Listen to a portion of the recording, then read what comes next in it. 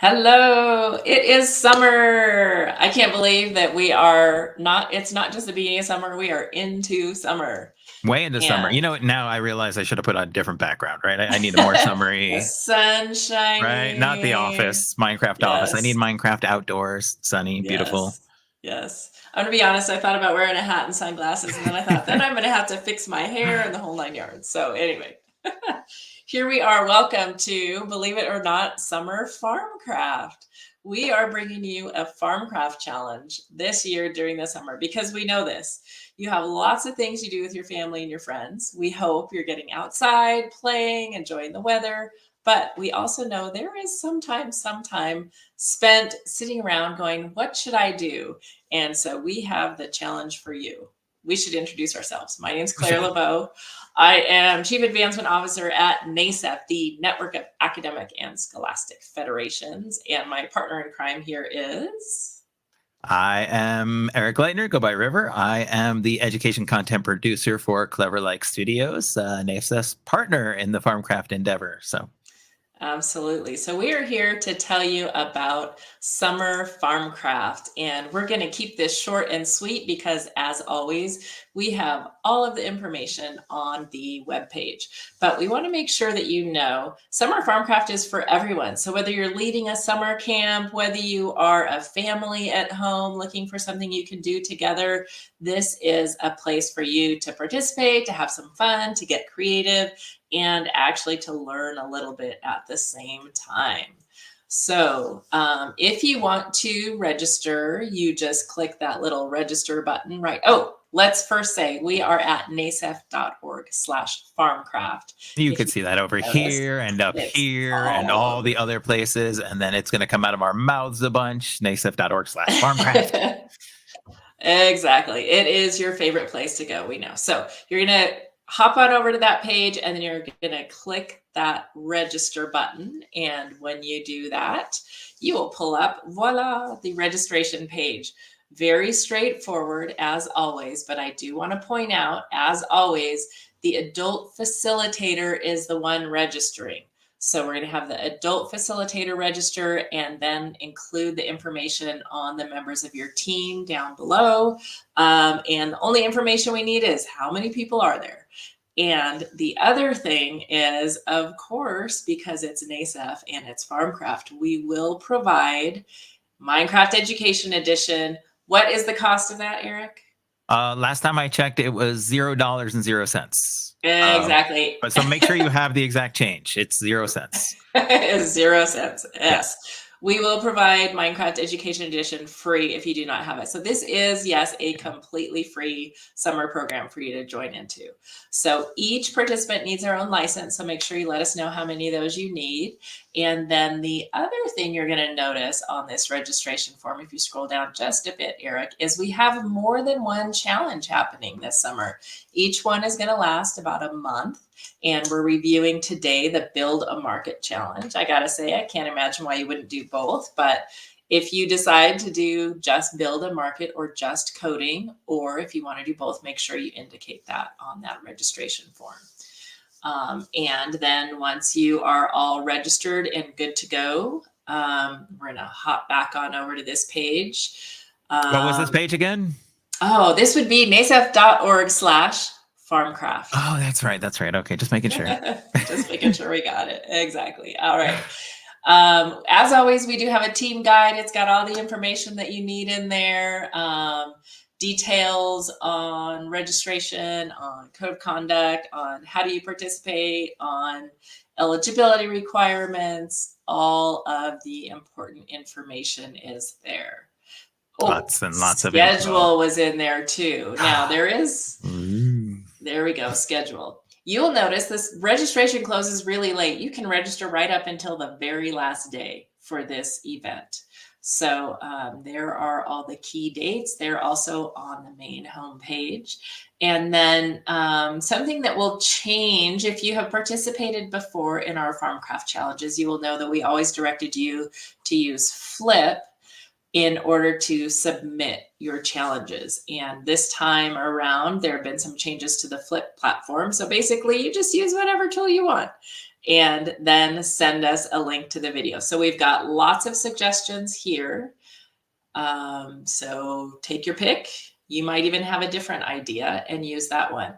The other thing we want you to know is you can also submit this time in writing. We have had a few people say, I'm not so great at the video capture, but I do still want to participate. And so if you want to just write up what your experience was and make sure you send us screenshots of what you created, that is also an option. So Eric, do you want to hop on over and let's review what this challenge is? Sounds good. It's my favorite part. So if we scroll down, well, first of all, of course, you have your team guide, you have your register. We talked about those. By the way, we're on nasef.org/farmcraft. Just need to remind everyone. You do see the timeline of events here as well.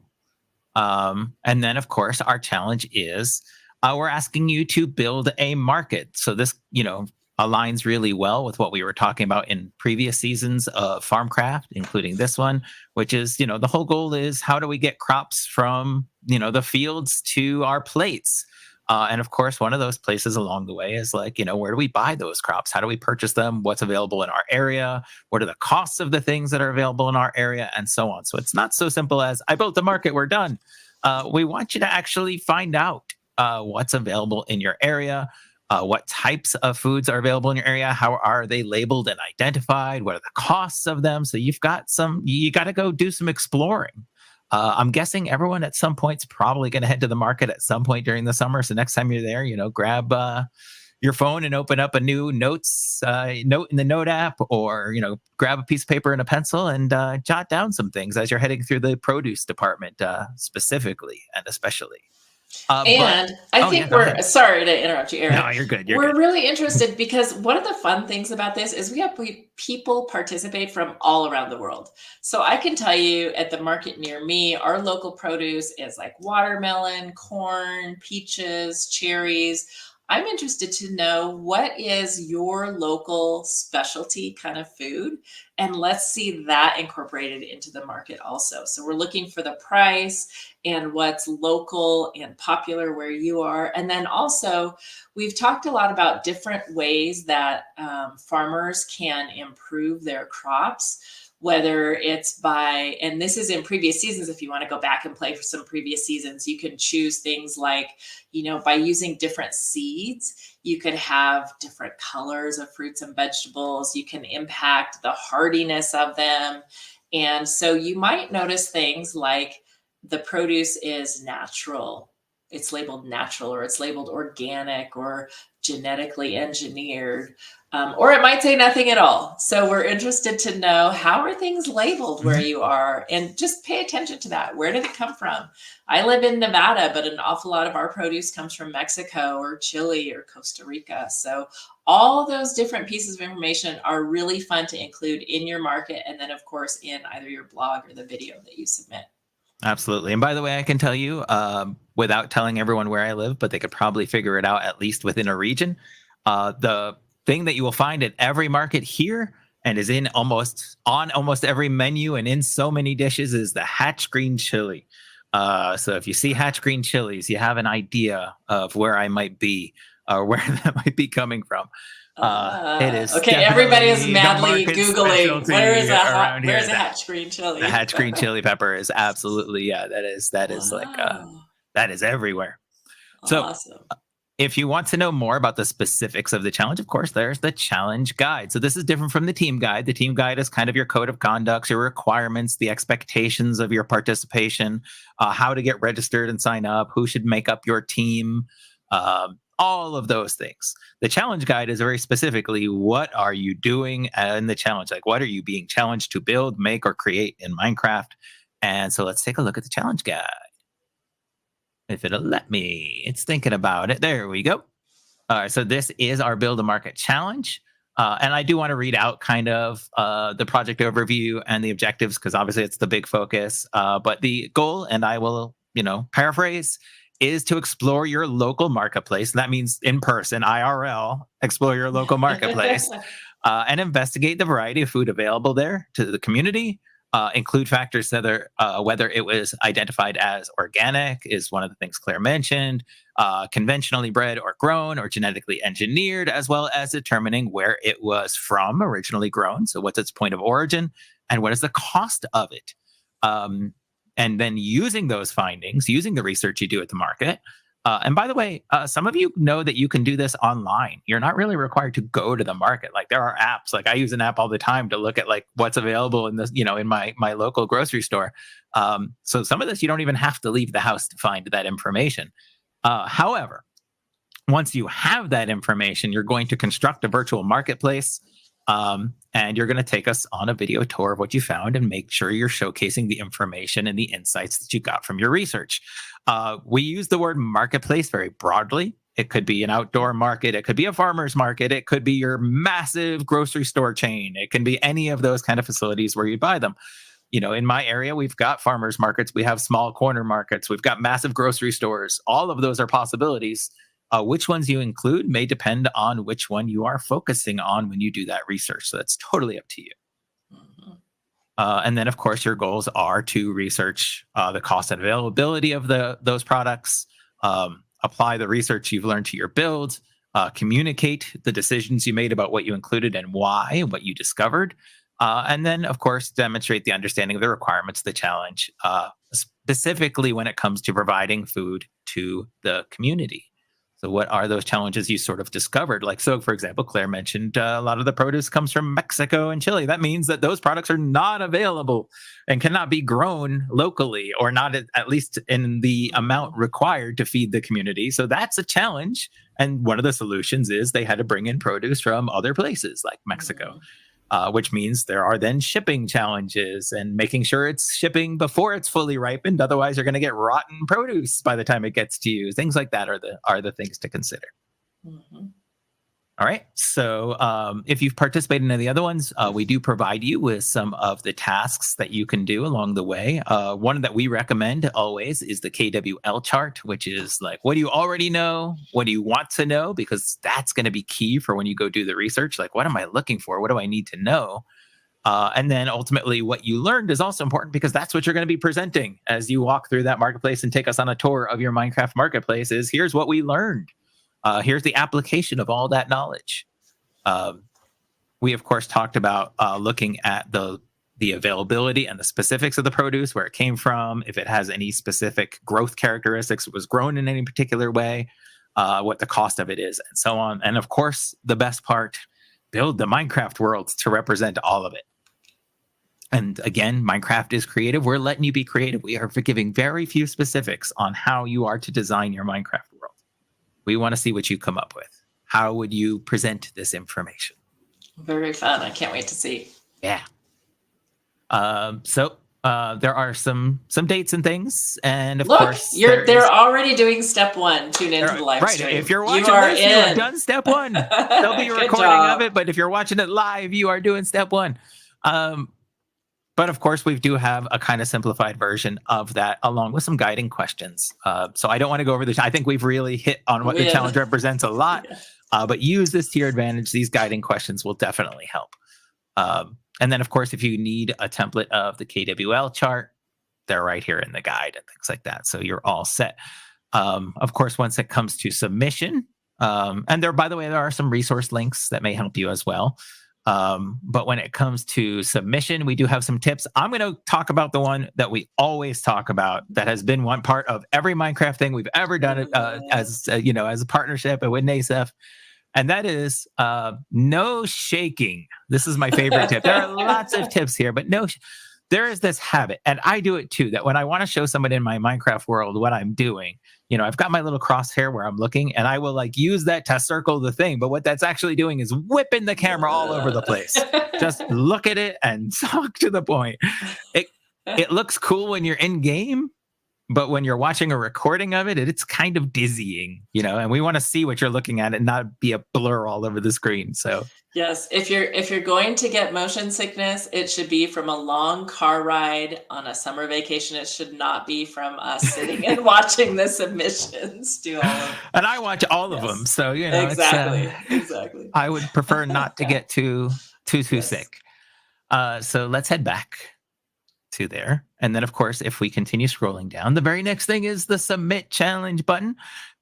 In the previous NASEF programs, like Claire was mentioning, we've used Flip or Flipgrid as it was previously called. It is undergoing a lot of changes. So we're going to kind of avoid it and let you determine the best method for yourselves. But there is a form where you're going to submit the video that you create using whatever methodologies you choose. So if we jump over to that, here is the submission form. Again, adult facilitators, you should be assisting in this process and helping students or your children or your campers or whoever, whichever summer group you're doing this with, to submit those videos. So, of course, again, you're going to give all that information. You're going to talk about which one you're submitting to. Obviously, we're talking about Build a Market right now. And then here are some options. You can take that video and you can put it into a Google Drive or a OneDrive or any sort of online repository where you can link to that video. You could upload it to your, if you have a YouTube or if your adult sponsor has a YouTube or Vimeo, you can give us a link to those videos directly to watch them online.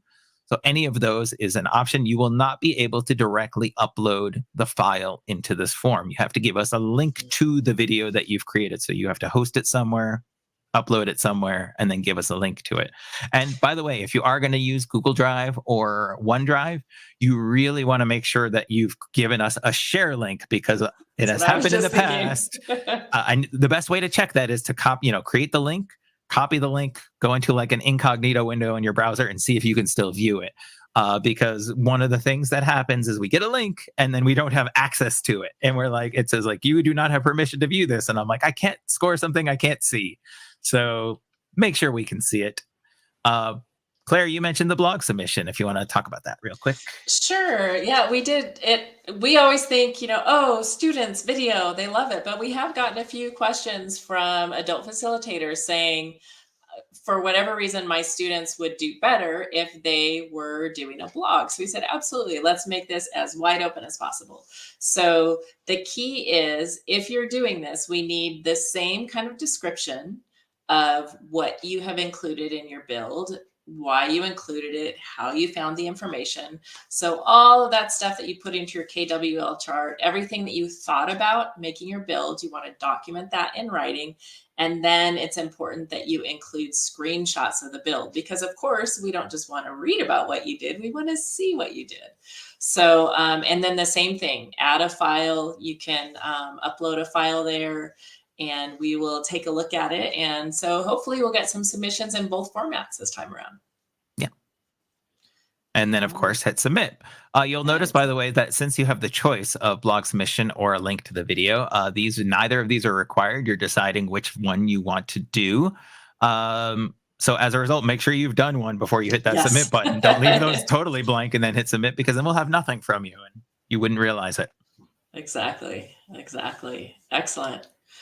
So pretty straightforward. We have equipped you with everything we can think of to get started and to do this. And so now it's up to you to put your Minecrafting skills to use and to have a little bit of fun going to the market or going online and figuring out, what are your favorite foods? How are you going to get them? If you were building the ideal market, what would it look like? And we will take a look. So we have got some deadlines, of course. We are launching now, July 8th, which, so now you've got a couple of, actually almost a full month to do this. So these builds are due on August 2nd. So put that date in your brain. August 2nd is the date that you want to make sure you upload all of these for this challenge. There's a little bit of overlap. So July 22nd, we're going to let you know about an exciting coding camp that is coming up. And you've got a little sneak peek there. We are so fortunate. We're going to have some information on how to code in Minecraft, a little coding camp that you can complete and learn all kinds of tips and tricks. And then you get to create your own farming game. So let's see, it would be fun too. Let's see what people come up with as names for their farming games. It doesn't have to be Farmcraft, right? It doesn't have to be like, it doesn't have to be like Rivers Farmcraft. Like, no, like, right. Yeah. I mean, that already exists, but I think it's Farmcraft, isn't it? Right. And it doesn't have to be like, some people have participated in the Farmcraft. The goal is not to make it fleshed out as much. It's just a farming themed game Yeah. that maybe applies some of what you've learned, but a Right. lot of what you've learned and what we're going to be giving you resources for to learn how to code games in Minecraft. And all you'll Right. need is Minecraft Education Edition, which is how much if you ask for it from NASEF, Claire? Oh, it would be so expensive. It would be free. Oh, so I'll have Yes. to start saving now, you know. Yes. Yeah. Start saving those pennies. Make sure you've got 0 when it comes around time to get Farmcraft. All right. So we've got that coming up. And of course, we will have a stream like this one where we'll show you the specifics on how to get started, how to learn the tips and tricks, and then how to create your own farming game. But for this one right now, we're talking about the Build a Market Challenge. Your dates are July 8th to August 2nd. If you have any questions, of course, you can always reach out to us, info@nasef.org. Carolyn does a fantastic job of answering questions and getting back to you on all the little details. So if there's anything that comes up, let us know.